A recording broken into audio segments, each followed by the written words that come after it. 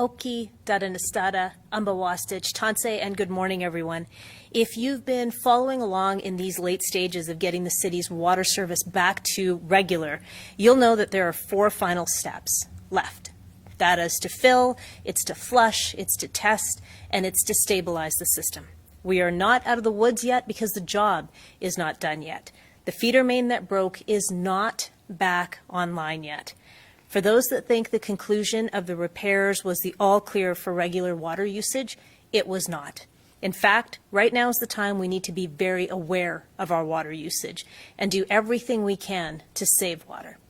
Now, unfortunately, that was not the case yesterday. Our usage was at 500 million liters yesterday, the most that we've used since this crisis began, when we asked you to start reducing your water usage by 25%. So that we could ensure we would have water flowing from a single treatment plant to all of our homes and businesses until we could get the feeder main repaired and get our water service back up to regular levels. So let me say this again. The Bears Paw feeder main is not back in service yet. It's still being prepared through those 4 final stages of filling, flushing, testing, and stabilizing. The system that provides water to Calgary, Airdrie, Chestermere, Strathmore, and Tsuut'ina Nation is still in a vulnerable place. In fact, we're only on that first step of filling, which is taking a little bit longer to complete than initially expected. And if things move according to the updated time estimates, the filling process should complete late tonight. When we cautioned that in these final stages we had to take it easy when introducing water back into the system, this is the type of situation we were describing. We have updated timelines that tell us that filling will be complete late tonight. And that's why I have said repeatedly, and I will say it again, we all need to keep reducing our water usage. Now, yesterday I was asked about a report of Calgary being one of the most livable cities in the world, and I told reporters that this is because our people are incredible. We are welcoming and we're compassionate, and that makes Calgary an amazing place to call home. I also said that we do our part to look out for each other, and in these last few weeks of exercising water reduction in our homes and our businesses, it was a great example of that Calgary can-do spirit. We know when we need to band together, especially in an emergency like this one. We are known as a can-do city. We can do difficult things, and we have a legacy of not giving up when times are tough. The folks who came to settle and establish Calgary did not give up when they crossed this great country of ours. The Allied troops, which included 14,000 Canadians, didn't give up when they were storming the beaches of Normandy. Imperial Oil did not give up after drilling 133 dry wells before they hit Leduc number 1. Now, our crews, both the city and contractors, did not give up when they were working around the clock to repair the feeder main in the original break spot as well as the 5 hotspot locations. This city is built on a legacy of people who have embraced that can-do spirit and attitude. Now, some people might think that using a quarter less water is too hard during a water crisis.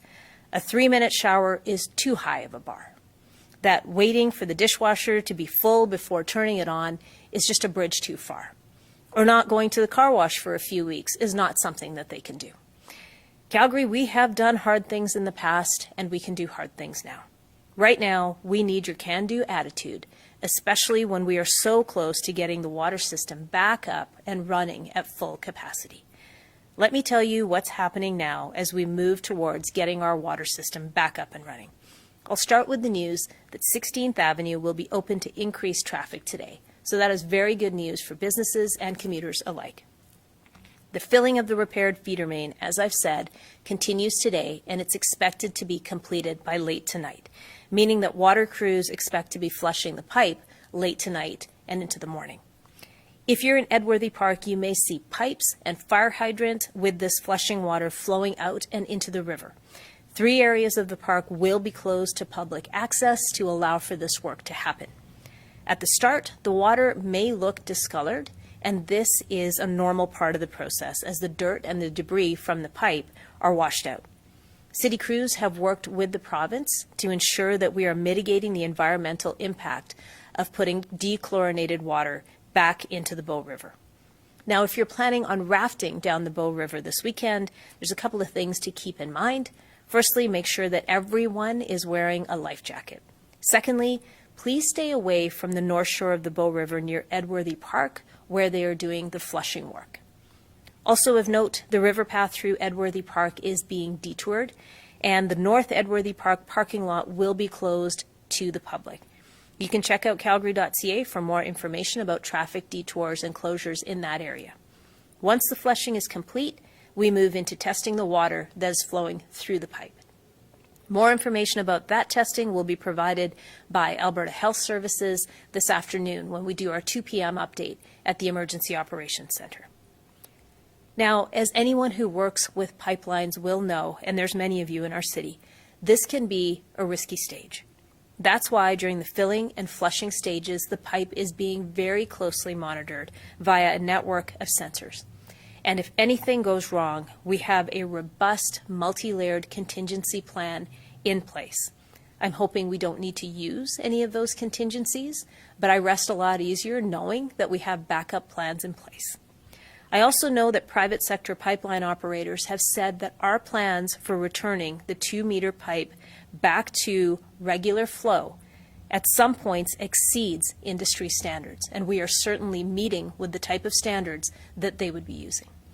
We were able to get that kind of feedback thanks to a peer network of external experts that we've built during this water crisis.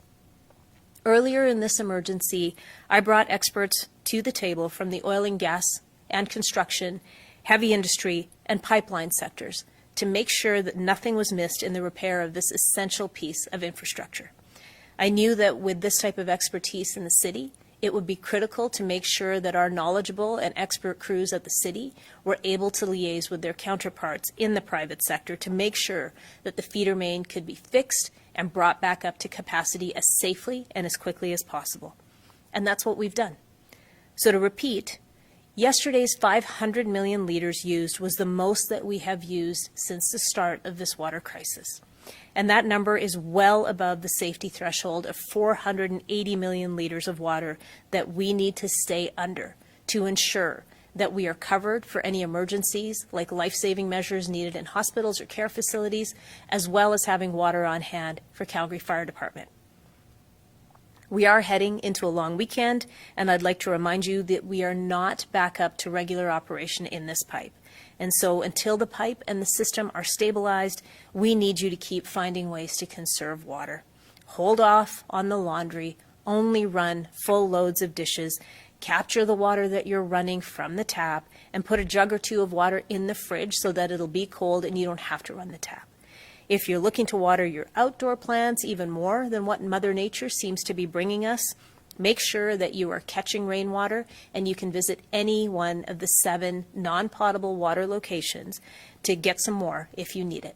You can go to calgary.ca again for information on where those 7 locations for non-potable water are. Now, as the water team is finishing their work to ensure a clean and stable supply of water, we need to keep doing our part to keep our usage down. We have been doing this for 3 weeks, so it should be habits by now. This is easier than it was at the beginning, and I know that you are all going to pull together. I thank you in advance for everything that you're going to keep doing. We will have more information for you on progress that we are making to get the water system restored to regular use. That will come to you today at 2 o'clock at the Emergency Operations Center. Please join us then. And until then, be well, be good water stewards, and please take care of each other.